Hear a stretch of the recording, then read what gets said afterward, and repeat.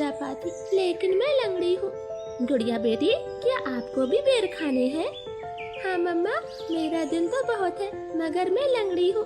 मेरी बेटी लंगड़ी है तो क्या हुआ, उसकी माँ तो स्वस्थ है। चलो आज मैं आपको बेरी के पेड़ पर ले जाती हूँ। आप भी जग्गू कुक्कू की तरह डाल पर बैठकर खूब बेर खाना। अब जल्दी चलो। फिर एक टोकरी में गुड़िया को बिठाकर मम्मा चिड़िया भी घर से बाहर चली जाती है। खट्टा मीठा बेर है, दिल कर रहा है इसकी गुठली भी खा जाऊं।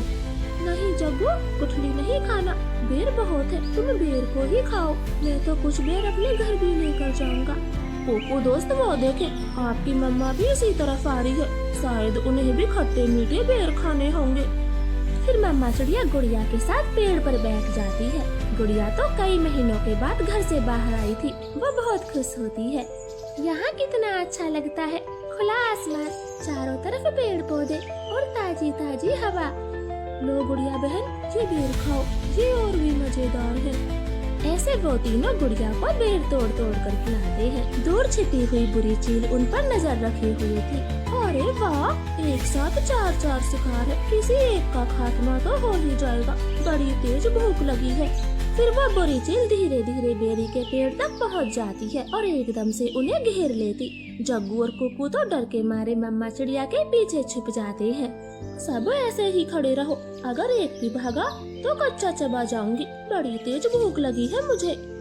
नाना चील जी, हमें जाने दे, हमारी जान बख्श दे, छोटे बच्चों पर रहम करें। नाना चिड़िया, किसी एक को तो अपना शिकार बनाकर ही खाऊंगी। चील उनके सामने बैठी थी। तभी धीरे से जग्गू कौवा कुक्कू के कान में बोलता है, कुक्कू दोस्त, इस चील को गुड़िया को सौंप देते हैं, वैसे भी गुड़िया लंगड़ी है, जे जी कर क्या करेगी, कम से कम उन तीनों की तो जान बचेगी। जग्गू की ये बात सुनकर कुक्कू तुरंत अपनी माँ से बोलता है, मम्मा मम्मा, गुड़िया को यहीं छोड़ दो और चलो यहाँ से, हम अपनी जान बचाते हैं। हाँ भाई, ये भी ठीक है, मेरा काम इस लंगड़ी चिड़िया से ही चल जाएगा, तुम सब चले जाओ। चील ने इतना कहा ही था कि तभी रानो चिड़िया जोर से चील को धक्का मारती है और पेड़ से नीचे गिरा देती।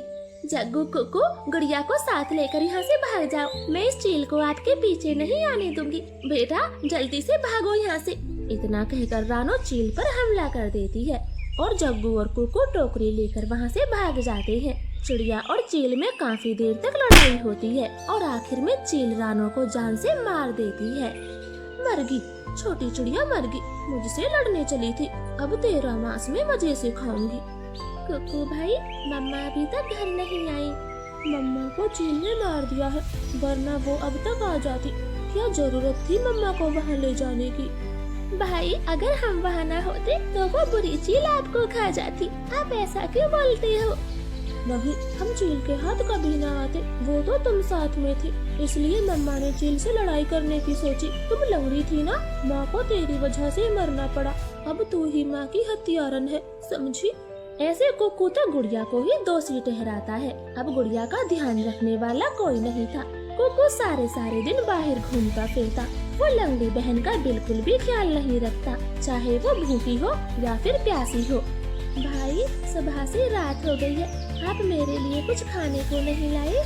जंगल में भोजन की कमी हो गई है, अपना पेट भरना ही बड़ा मुश्किल है, ऐसे में तेरे लिए दाना कहाँ से लाता? ऐसा बोलकर कुक्कू तो सो जाता है। गुड़िया को पूरी रात नींद नहीं आती, क्योंकि वो तो कई दिनों से भूखी थी। मम्मा मम्मा, अगर आज आप जिंदा होती तो मेरा कितना ख्याल रखती, अब तो मुझे भी भूखा सोना पड़ता है, मैं क्या